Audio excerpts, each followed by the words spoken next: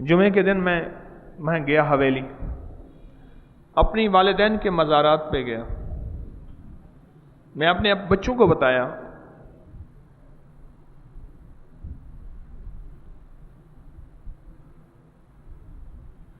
اپنے بچوں کے سامنے میں نے رو کے بتایا، میں رو پڑا۔ تو میں گیا نا وہاں جمعے کے دن،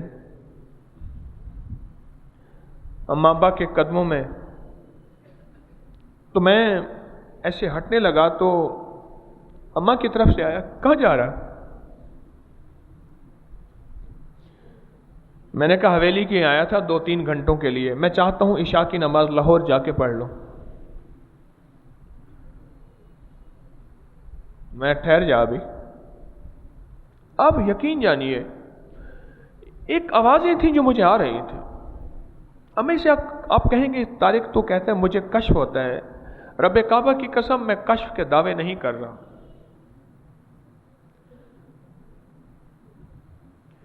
میں نے کہا وہ میں چاہتا ہوں کہ بچوں کے ساتھ جا کے، کہہ رہے تیرے بچے ہیں، تو ہمارا بچہ نہیں ہے؟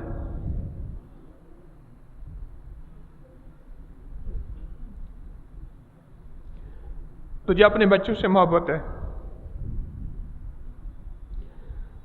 ہمیں تو اس سے محبت نہیں ہے۔ تو مجھے پتہ ہے تو ہماری ساری اولاد میں سب سے چھوٹا تھا، اور سب سے چھوٹے سے محبت زیادہ ہوتی ہے۔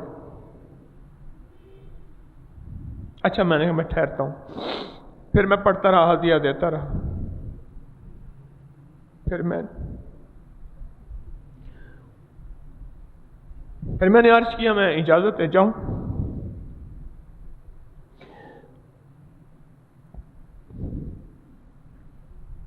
خاموشی ہو گئی۔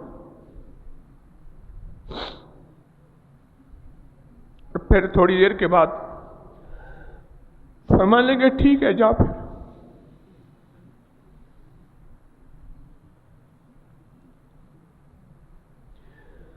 بڑے عرصے کے بعد مجھے حاضری میں حضوری ملی۔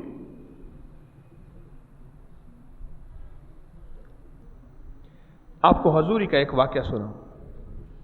حضرت امام زین العابدین رحم اللہ تعالی علیہ، کتنی بڑی ہستی، سلام اللہ علیہ، کتنی بڑی ہستی، امام زین العابدین، امام زین العابدین احرام کے لیے، حج کے لیے احرام باندھا اور حج کیا، اور سفر سے واپسی پہ مدینہ منورہ تشریف لائے، اور حضور کے روضہ اطہر کے سامنے سلام پیش کیا اور مناجات پیش کی۔ ان کی مناجات پوری کتابیں ہیں، ان کی مناجات پہ عجیب مناجات ہیں۔ تو ان کا غلام کہنے لگا کہ حضرت دن چڑھ رہا، ٹھنڈے وقت میں سفر کرنا ہے آگے۔ تو فرمانے لگے اپنے نانا سے ابھی تو راز و نیاز شروع ہوا ہے، تو کہتے دن چڑھ گیا، ابھی تو باتیں شروع ہوئی ہیں، اور پھر وہاں بیٹھ گئے۔ راوی نے لکھا ہے حتیٰ کہ ظہر کا وقت آن پڑا اور مسجد نبوی شریف میں ظہر ہو گئی۔ اگر ظہر نہ ہوتی تو ان کا راز و نیاز نہ جاتا۔ سوچیں اللہ کے حبیب مدینے والے سے باتیں ہو رہی ہوں تو نظر کہیں اور ٹکتی ہے، پھر بندہ ہٹتا ہے۔ یہ انہیں حضوری نصیب ہو۔ حاضری تو ہم کو ملی، سب کو ملی، اللہ کرے مل جائے حاضری کے بعد حضوری نصیب ہو جائے۔ وعبقری حسان